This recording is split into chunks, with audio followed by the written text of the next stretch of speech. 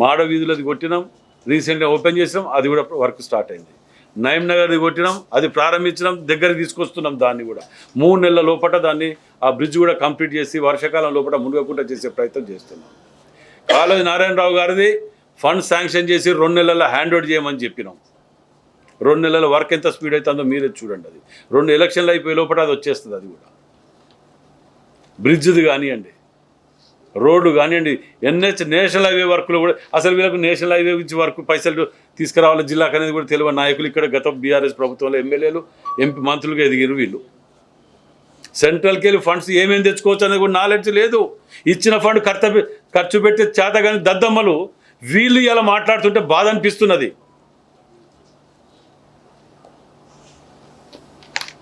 BRS office కూల కొడతారట, మేము ఇదే పడితే ఊకోము, మా మీద పోయి కంప్లైంట్ చేస్తున్నారు. మేము వాళ్ళు వేస్తే శిలాపాలకాన్ని కూలగొట్టవలసిన కర్మ మాకేం పట్టింది? మేము కూలగొట్టడు మీ తిరిగి అరాచకాలు మేము మొదలు పెడితే రోజు సిపి గారి దగ్గర తిరుగుతారు కంప్లైంట్ పట్టుకొని. మీరు చేసిందంటే 1% మేము స్టార్ట్ చేసినా, ఇంకా నేను స్టార్టే చేయకపోతే అప్పుడే ఉలిక్కి పడతారు ఎందుకు? మాకు అట్టాడు మీ తిరిగి పాపాలు చేయాల్సిన అవసరం లేదు, కర్మ లేదు. మేము మంచి చెడు చేసి ప్రజల దగ్గరికి పోయి ఓట్లు అడుగుతాం తప్ప మీ తిరిగా దుర్మార్గాలు కబ్జాలు ఆఖరికి ఈ పేపర్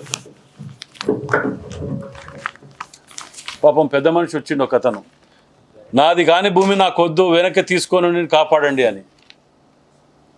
వీళ్ళ ప్రభుత్వంలో ధరణి పేరుతో చేసిన దారుణాలు అంతా ఇంత కాదు. ఒక అతని పేరు మీద 30 గుంటల ఎక్సెస్ వచ్చింది. నాకొద్దు, నా భూమి కాదు, మొర్రో అని మొత్తుకుంటా అంటే దాని గురించి జవాబు చెప్పిన వాళ్ళు లేరు. పోగా ఆయన ఇంటి చుట్టూ పెద్ద పెద్ద నాయకులు అది నాకు రాసి నేను తింటా అని చెప్పి వేరే వేరే మనుషులను పంపించి వాళ్ళని గోసపుచ్చుకుంటా అంటే నా ప్రాణభయం ఉన్నదని చెప్పి నా దగ్గరికి వాళ్ళు వచ్చిన పాపం. ఆఖరికి పెద్ద పెద్ద ఐఏఎస్లని వాళ్ళని కూడా రాత్రి పూట 1 గంటకు 12 గంటలకు కూడా పిలిపించుకొని లాక్ ఓపెన్ చేయించుకొని మార్చి మళ్ళీ లాక్ చేసిన దౌర్భాగ్య స్థితిలో వీళ్ళు తీసుకొచ్చింది దాపురించిండ్రు. అంటే వీళ్ళు చేసిన నిజంగా కూడా ఇన్నేళ్ళ రాజకీయ జీవితంలో వీళ్ళు చేసినని పాపాలు నిజంగా అసలు ఎట్లా ధైర్యం చాలింది, వీళ్ళు ఎట్లా చేయగలిగినరు అని ఆశ్చర్యం వేస్తున్నది. ఇంకా మేము ఏం చేసినామంటే వాళ్ళు చేసిన పాపాలన్నీ 10% కూడా పబ్లిక్లో తీసుకురాలి ఇంకా. ఎందుకంటే మేము తీసుకొచ్చటానికి 90% విత్ ఆధారాలతోటి మేము ముందు పెట్టడానికి అన్నీ ఇది చేస్తున్నాం. ఆఫీస్ ఏంటిదే, అది గార్డెన్ బాపతిది. మేము అడిగితే ఇవాటి వరకు ఇస్తలేరు ఇన్ఫర్మేషన్. ఇప్పుడు మొత్తం బయటికి తీసినాం. 5 లక్షలు కట్టి ఏ పార్టీకి ఇచ్చేది లేదు. మేము ఒక్కలమే ఆ పార్టీకి తీసుకుంటాం. ₹1,00,000 గజం ఉంటుంది, దాన్ని 5 లక్షలు కట్టి ఎకరం తీసుకుంటారు. పార్క్ ల్యాండ్, చికం ల్యాండ్ బరాబర్ దాన్ని బయటికి తీస్తా, బరాబర్ దాన్ని తీసుకొని గవర్నమెంట్ హ్యాండ్ ఓవర్ చేస్తా. కాదని వాళ్ళు అన్నారు బరాబర్. నువ్వు ఏదో చెప్తున్నావు, నేను బరాబర్ ఇప్పుడే చెప్తున్నా. నేను ఏ పార్టీకి అని ఇచ్చిండ్రా? ఒక గజం జాగిచ్చిండ్రా? రూల్ ఏం తీసిండ్రు? అందరికి ఇవ్వాలని చెప్పి కదా ఇచ్చింది. దాన్ని నేను సీఎం గారికి మీదకి ఎంక్వైరీ పెట్టాను. నిన్న ఎంక్వైరీ రిపోర్ట్ కూడా వచ్చింది, కలెక్టర్ గారికి వచ్చింది, నాకు కూడా వచ్చింది. అది దాన్ని తీసి మొత్తం రిపోర్ట్స్ అని బయట తీయమని. నీ స్వచ్ఛమైనది మంచి ల్యాండ్ కరెక్ట్గా తీసుకుంటే నీది ఎవడైనా తీసుకుంటాడు, ఎవరైనా కబ్జా పెడతారు. ఆఫీస్ పక్కకు నువ్వు ఏది క్యాంప్ ఆఫీస్ పెట్టుకుంటే నువ్వు జీవితకాలం నువ్వే ఉంటావని పెట్టుకొని మీరు తిడుతుంటే మేము వినుకుంటా కూర్చోవాలి ఆ ఇంట్లో. రేపు నేనే ఉంటా, రేపు బీజేపీ ఉంటే ఇంకెవరైనా రావచ్చు కదా.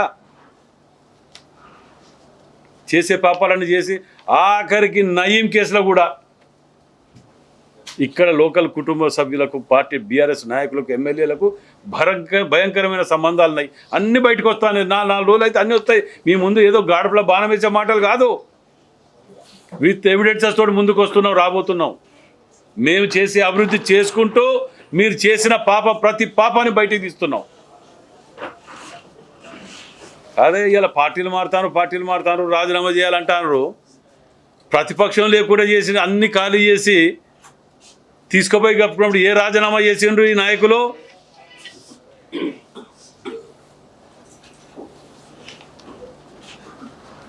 అసలు ఆ ఫోర్జరీ చెక్కులు అయితే అసలు అవి 1 కోటి ఓటెన్కి వెళ్ళి అందరికి వస్తున్నాయి రిపోర్ట్స్, జిరాక్స్ కాపీలు వస్తున్నాయి, అన్నీ చూస్తున్నాం. సమయాన్ని బట్టి ఒకటి చేసుకోవడానికి చూసుకుంటూ వస్తున్నాం. అభివృద్ధి మా కాన్సన్ట్రేషన్ అంతా ఫస్ట్ అభివృద్ధి మీద. వీళ్ళు చేసిన అప్పులు ఉన్నాయి, అప్పులు కూర్చుకోకుండా దీన్ని ముందుకు ఎట్లా తీసుకుపోవాలి. ఈయన గట్ట అవుపడతలేవటారు. ఆడవాళ్ళు బస్సులలో ఎక్కి తిరుగుతుంటే అవుపడతలేదా? జీరో బిల్లు అవుపడతలేదా? 500 గ్యాస్ సిలిండర్ అవుపడతలేదా? కళ్ళల్లో ఏం పెట్టుకున్నారు? వీళ్ళకి ఏవి అవుపడతలేవు. ఎంతసేపు గవర్నమెంట్ వెయిటర్కు జీర్ణించుకోలేక కింద మీద పడి కవిత పోయింది. కవిత పోయింది నాయన. మీరు చేసిన పాపలకి కుటుంబం పోబోతుంది. మీకు అర్థమైతే లేదు. ఇక మీరు ఎక్కడ ఉన్నారు వాళ్ళకి తెలుసు అన్నీ. వాళ్ళ కుటుంబం మటుకు తెలుసు అన్నీ. మేము లోపలికి పోతాం, ఎవ్వరు కాపాడలేరు అని అందరికీ తెలుసు. ఏదో లొల్లి పెట్టుకొని అటెన్షన్ డైవర్ట్ చేస్తే మమ్మల్ని కక్ష సాధింపు చర్య చేస్తాను, లేకపోతే ఈ చర్య చేస్తాను, మమ్మల్ని లోపల పెడతాను, ఇది అనుకుంటే పబ్లిక్ కాపాడతారేమో అనుకుంటున్నారు. మీకు రాష్ట్రపతి మెర్సీ కూడా లేకుండా అట్లా పాపాలు చేసిండు మీరు. కిందికెళ్ళి మీ దాకా మాత్రం కొద్దిగా ఇది కాజీపేట పట్టణానికి మరణ శాసనం తిరిగా ఒక ప్లాన్ ప్రకారం పోతుంది కాబట్టి దీని మీద ఇది కనుక విరమించుకోకపోతే 3-4 రోజులలో నేను ఆడ అమర నిరాహార దీక్ష కూర్చుంటాడు. ఈ బీజేపీయా, ఇది పార్టీలా, ఇది అవసరం లేదు. నాకు ఏ పార్టీలతో నాకు సంబంధం లేదు ఇలా. ఎందుకంటే కాజీపేటని ఇప్పటికే సర్వనాశనం చేసి కనీసం జంక్షన్ కూడా అభివృద్ధి చేయనీయలే. మేము జంక్షన్ దగ్గర నుంచి సోమిడికి సెంట్రల్ లైటింగ్ సిస్టమ్ పెట్టి దాన్ని ఇది చేద్దామని చెప్తే ఇప్పటికీ కోట్ల కేసు వేసిన వీళ్ళ బాబతి మనసులో ఉన్నారు. అదే ఇప్పుడు వాటి గురించే మెయిన్గా మేము తీసుకున్నాం. గతంలో పోరాటంలో కూడా మేము ఎంబటి వెళ్ళి అక్కడ కూర్చొని నిరాహార దీక్ష చేసిన రోజులు ఉన్నాయి. గవర్నమెంట్లో ఉండగా కూర్చున్నాము, లేకున్నా కూర్చున్నాం. ఆ రోజులలో ఆడికేలు వస్తుంటే మమ్మల్ని తీసుకుపోయి అరెస్ట్ చేసి జైల్లో పెట్టిన సందర్భాలు కూడా ఉన్నాయి. ఇప్పుడు సరే రాని వాటి గురించి కంటే ఉన్నది కూడా తీసుకుపోతున్నారు కదా బాధ. ఇవన్నీ ఉంటేనే దానికి ఎలిజిబిలిటీ ఉంటుంది.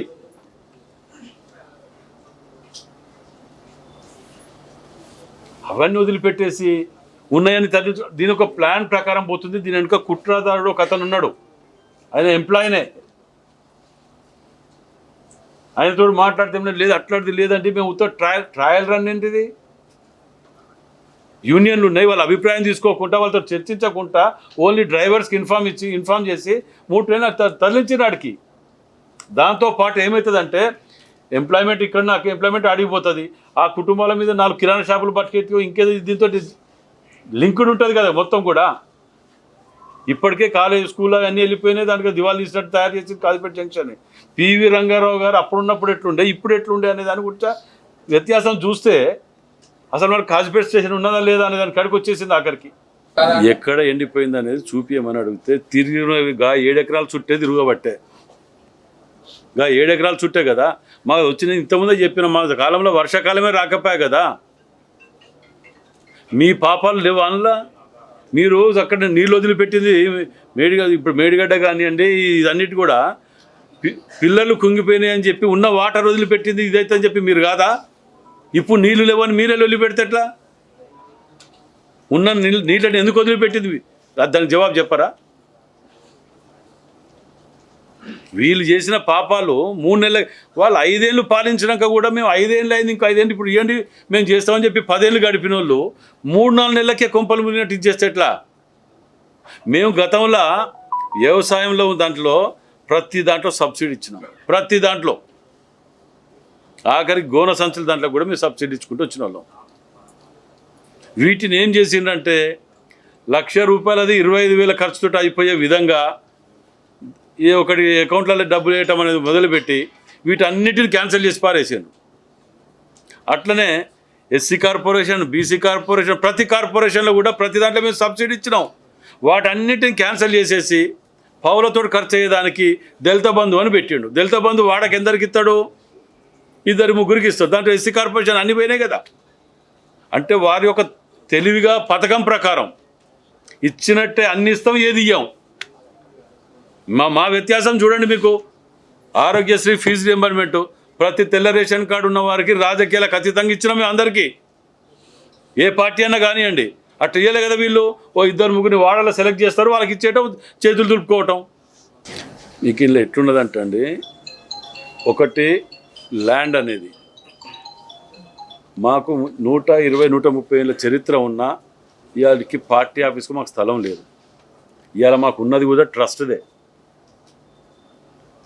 ఓ పేపర్ లేదు, ఓ ఛానల్ లేదు, ఏది లేదు. కానీ వీళ్ళకి వచ్చిన 10 ఏళ్ళల్లో పేపర్లు, ఛానళ్ళు ఇట్లాంటి అన్నీ 36-33 జిల్లాలో అన్నిట్లలో కూడా ల్యాండ్స్ తీసేసుకున్నారు. అన్ని పార్టీలకు ఇవ్వాలని జీవోలు తీసిండ్రు. నేను కలెక్టర్ గారికి 10 సార్లు ఇచ్చిన, జాగా చూపించిన, అక్లాట్మెంట్స్ ఉన్నాయి. ఇప్పటికీ మాకెందుకు ఇవ్వలే? మా గవర్నమెంట్లో మీకు జూబ్లీస్ బంజారాహిల్స్లో ఇచ్చినాం కదా, మీకు మాకెందుకు ఇవ్వలే? ఇయ్యకపోగా అయినా బాధపడలే. కానీ పార్క్ ల్యాండ్ ఉన్నది, అందులో శిఖం ల్యాండ్ ఉన్నది. దానిని ₹1,00,000 గజం, దాన్ని 4,90,000 5 కోట్లు 5 లక్షలు కట్టేసి సెంటర్లో ఎకరానికి ఎకరం తీసేసుకున్నారు. ఫస్ట్ తీసుకున్నది ఒక దగ్గర ప్రెస్ క్లబ్ బ్యాక్ సైడ్, దాన్ని పెట్టి అదే సర్వే నెంబర్, ఇది కూడా అదే సర్వే నెంబర్, దాన్ని పెట్టి ఇక్కడ కట్టిర్రు. నెల రోజుల వరకు దాన్ని రిపోర్ట్ చేయమంటే ఇస్తలేరు కొందరు. ఎందుకంటే వాళ్ళు ఎంత పాపం ఇట్లా చుట్టుకున్నది. ఇన్ఫర్మేషన్ యాక్ట్ వాటికి వీటికి అన్నిటి కట్టి మొత్తం నేను సీఎం గారికి రిప్రజెంటేషన్ ఇచ్చి దాని మీద కావాలి అనగానే నిన్ననే నాకు లెటర్ వచ్చింది దాని మీద. దీన్ని స్టేట్ వైడ్ కూడా ఎవరైనా నీ పార్టీ ఆఫీస్ కట్టుకున్నప్పుడు క్యాంప్ ఆఫీస్ పక్కకు పెట్టుకుంటాడు. ఎవడన్నా బుద్ధి ఉన్నా ఏదవా ఎవడన్నా పెట్టుకుంటాడా? మాకు తెలియక అడుగుతానా? ఎవరైనా పెట్టుకుంటారా? రేపు అక్కడ మీటింగ్ అవుతా ఉంటుంది, ఎమ్మెల్యేలు ముట్టడి చేయాలి, అలానే జమ చేసుకుని ఆడికెళ్ళి 4 రౌతులు ఇసురు కొట్టవచ్చు కదా.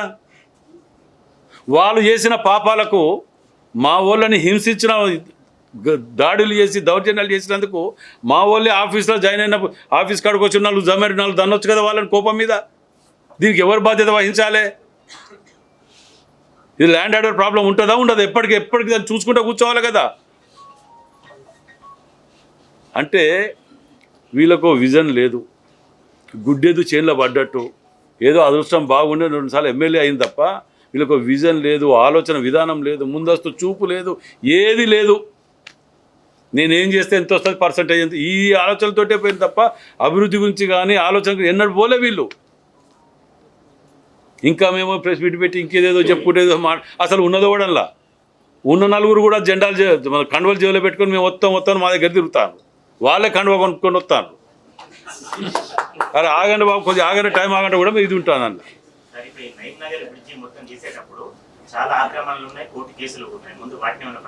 అన్ని డిస్మెంట్లు అయిపోయినాయి ఆల్రెడీ. మొన్న 3 రోజుల కిందకెళ్ళే చెప్పేసినాం. బంధువులు కానీ దోస్తులు ఎంతోమంది ఏదో వచ్చినా కానీ అన్ని క్లియర్గా 25 మీటర్స్ వెడల్పు, 5 మీటర్స్ హైట్ తోటి అంతా క్లియర్ అయిపోయింది. ఎక్కడా లేదుగా. ఇంకొకటి ఏమైనా ఉంటే ఉన్నదంటే ఒక దగ్గర 2 దిక్కులల్లా సైడ్కు ఇరిగేషన్, దాని తర్వాత ఇన్ని మీటర్స్ వదిలిపెట్టి కట్టుకోవాలి. వాళ్ళు కొద్దిగా కడుతూ దాన్ని ఇది చేస్తున్నారు. ఇంకోటి ఆ నయీం నగర్ బ్రిడ్జ్ యువతల ఉన్న వాటిల్లో కొన్ని దిక్కులల్లో గవర్నమెంట్ ల్యాండ్స్లలో కమర్షియల్ బిట్స్ కట్టిన అనేది దాని మీద కూడా నేను రీసెంట్గా నాకు ఇన్ఫర్మేషన్ కావాలని అడగటం జరిగింది. మీకు ఎక్కడ కూడా బ్రిడ్జ్లో పెండింగ్ లేదు. ఒక్క దగ్గర నయీం నగర్ బ్రిడ్జ్ ఆ సందులో ఒక ఫంక్షన్ హాల్ ఉన్నది, ఇల్లీగల్గా కట్టిన దాన్ని. పాపం అతనికి పర్మిషన్లకు అటు ఇటు గత ప్రభుత్వంలో నాయకుల చుట్టూ డబ్బులు ఇస్తే మారిపోతుంది కూడా, భూమి అయితే కూడా గుంజుకపోరు కదా. ఆ పర్మిషన్ అట్నే ఉన్నది, దాని మీద ఉన్నది. అది ఒకటి డిస్మెటల్కు 1 వీక్లో నాకు డిస్మెటల్ కావాలని చెప్పడం జరిగింది. ఫంక్షన్ హాల్ ముందు ఆ రోడ్డు దానికి ఇది పెట్టుకొని కూర్చున్నాడు. మీకు ఎక్కడ కూడా 1% కూడా తేడా లేకుండా కొట్టేయటం అయిపోయింది. నేను వచ్చిన తర్వాత ఒకటైతే నాకు హ్యాపీగా ఏమున్నదంటే, ఎవరు కబ్జా దుకాణం అనేది లేదు. మంచి ప్రశాంతంగా కాంపౌండ్ లేకున్నా మా జాగా సేఫ్ ఉంటుంది అనే ఫీలింగ్లకు అయితే వచ్చింది అబ్బా. అంత మటుకు నేను నమ్మగలుగుతా. రెండోది, రికవరీ చేసి కూడా కొన్ని అయితే ఒప్పచెప్పినాం. మూడోది, మీరు అన్నది FTL పరిధిలో కొన్ని, ఒకటి మీ డివిజన్లో అట్లా లాస్ట్కున్నది ఏంటిది, మడికొండ కాదు, లోపల సోమిడి లోపల. అప్పటి గతంలో అయ్యగారి దయ వల్లనే FTLలో కూడా కొన్ని వచ్చినాయి. వాటిని కూడా బయటికి తీస్తున్నాం, అన్నీ అయిపోతున్నాయి. ఇక రెడ్డిపురంలో ఒకటి, ఇవన్నీ బయటికి తీసినాం, పారిపోతున్నారు, వెళ్ళిపోతున్నారు, ఇక్కడికి వెళ్ళి జవాబు చెప్పలేక గోవాలు గీవాలు తిరుగుతున్నారు. ఎప్పుడు పోయినా ఇక్కడికే రావాలి, ఆ భూమి కాడికి అయితే రావాలి కదా, ఆ భూమి కాడనే కట్టేస్తారు ఆ పబ్లిక్కి. దాని గురించి చెప్తే మీకు ఆ టెన్షనే అవసరం లేదు 1% కూడా. అందులో కొంచెం లేట్, ఒకరోజు ఎడుక ముందు అంతే అన్న. ఎందుకంటే వాళ్ళని అసలు ఆ ఫైళ్ళు వాళ్ళ కథలు చూస్తే ఒక్కొక్కటి గిన్ని చేయగలుగుతామా? ఇక అది అధిష్టానం నిర్ణయం. ఒకటి గతంలో అన్ని పార్టీ అసలు కరం ఏంటంటే ఇవాళ రేపు ఏ పార్టీలు ఉన్నావు ఇప్పుడు అని ఒకరినొకరు కట్టుకున్న పరిస్థితి వచ్చింది రాజకీయ నాయకులం. నేను గతంలో పాపం జంగారెడ్డి గారు ఇక్కడ ఎంపీ గారు ఓ రోజు రైల్వే స్టేషన్లో కలిసి బతుకున్నప్పుడు ఎవరిని కలిసినా ఆయన అరే గిరే అంటాడు. అందరు పెద్ద మనిషి కదా, బాపు బాపు మేము కూడా అరే ఏ పార్టీలో నువ్వు అన్నాడు, నీ దయ నీకు ఇదే ఉన్నాను ఎండా పోలే అని చెప్పి. అంటే గతంలో ఉన్న రాజకీయాలు లేవు. మేము గతంలో మీకు ఒకటి చెప్పినా కూడా, ఐగిరోచారి గారు ఉన్నప్పుడు ఓంకార్ గారి మీద ఫైరింగ్ అయింది. అప్పుడు వాల్ రైటింగ్లల్లో కొత్తూరు రెడ్డి కాలనీ కుమారపల్లిలో హత్యల చారి వస్తున్నాడు జాగ్రత్త అని వాల్ రైటింగ్ రాసేది ఎంసీపీఐ వాళ్ళు. అప్పుడు చాలా అంటే చాలా పెద్ద రైవల్ ఇవి ఉండేది. ఆ సమయంలో ఫైరింగ్ అయినప్పుడు అయ్యగారు ఏం చేశాడు, బండ్లు ఎక్కండి మనం ఎంజిఎం పోయేద్దాం అన్నాడు. అయ్యగారు ఆడికి పోవటం ఏంది, ఆ పబ్లిక్ ఉన్నారు కొట్టి చంపుతారు అనేంత ఇదిగా భయంతో ఎక్కండి అన్నాడు. తప్పుడు భయానికి ఎక్కినాం, కానీ భయంగానే పోయినాం. ఆడిదాకా ఆడ దిగినాక ఆ నర్సంపేట ప్రజలు ఇట్లా పక్కకు జరిగి అయ్యగారిని ఇట్లా అంటే సంస్కరించుకోవటం, వాడికి వస్తే ఏ పార్టీ అయినా ఇక్కడ చూడటానికి వచ్చిందని చెప్పి సంస్కరించుకోవటం. ఇప్పుడు with in the party aspirant అంటేనే శత్రువు తిరిగి చూసుకునే సందర్భాలు. రాజకీయాలకు విలువలు ఉన్నాయని అయితే ఈ రోజులలో అయితే వీరు అని కాదు, నేను వీరు వారని కాదు, ఓవరాల్ పాలిటిక్స్ మీద చెప్తున్నాను. మరి నేను ఇవాళ ఉమ్మడి జిల్లాల ఏకైక వ్యక్తిని 12 నియోజకవర్గాలు ఏ పార్టీ పోకుంటున్నాను. పిచ్చోడు అంటాను మరి నేనేం చేయాలి? అలా సీనియారిటీ లేదు, 2 సార్లు 3 సార్లు అయితే మరి నేను పార్టీలు తిరుగుతాను. నేను కూడా 3 4 సార్లు ఎమ్మెల్యే అయ్యాను కదా. సార్ ఎమ్మెల్యే గారు, భద్రకాళి చెరువులో జయహాస్టల్ పక్కకు ఇప్పుడు మట్టి నింపుతున్నారు. ప్రస్తుతానికి కూడా ఒక 2 ఎకరాలేమో చెరువులోనే నింపుతున్నారు. ఎఫ్టీఎల్లో కట్టద్దారు, ఇప్పుడు చెరువులో నింపుతున్నారు. దాని మీద మీరు గతంలో కూడా విజిట్ చేసినట్టున్నారు. ఏం చర్యలు? మీరు అందరు కలిసి వచ్చిన మీతో మీరందరూ కూడా అడుగు, నేను కలిసి మీడియా సోదరులు అందరం కలిసి అడిగి పోయినాం, ఆపిన. మరి ఇప్పుడు స్టార్ట్ అవుతుందని మీరు చెప్పగింటాను తప్ప అదైతే నాకు తెలిసైతే లేదు. కొన్ని కూలగొట్టినవి తీసుకుపోయి అది కూడా స్వామివారి పుణ్యకార్యమే. వారి లేనిది ఇందు ఉండి అందు లేడనేది లేదు. ఇక అంటే ఇది నేను నవ్వుకోవటానికో జోకే చెప్పేది కాదు, వాస్తవాలని చెప్తున్నా. అది కాదు అని అనమనండి ఎవరినన్నా. అది ఎంత పెద్ద కుంభకోణం తెలుసు అందులో, దాన్ని ఆపిన. మరి ఇప్పుడు జరుగుతుందని మీరు అంటున్నారు, కానీ నాకైతే నమ్మకం లేదు.